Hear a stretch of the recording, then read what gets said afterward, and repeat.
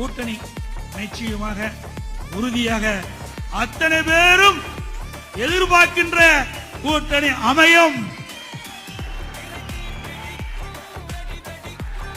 நீங்களே எண்ணி பார்ப்பீங்க.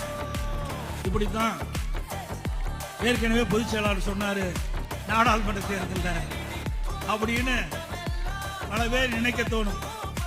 நாடாளுமன்ற தேர்தல் வேறு, சட்டமன்ற தேர்தல் இது நம்முடைய தேர்தல். அனைத்து இந்திய அண்ணா திராவிட முன்னேற்ற கழக தலைமையிலே பிரம்மாண்டமான கூட்டணி அமையும். மக்கள் எதிர்பார்க்கின்ற கூட்டணி அமையும். கழக நிர்வாகிகள் தொண்டர்கள் எதிர்பார்க்கின்ற கூட்டணி அமையும். மக்கள் விரும்புகின்ற கூட்டணி அமையும். அதே அந்த கூட்டணி மூலமாக அனைத்து இந்திய அண்ணா திராவிட முன்னேற்ற கழகமும் கூட்டணியும் பெரும்பான்மையான இடங்களில் 2026 சட்டமன்ற பொதுத் தேர்தலில் வெல்லும்.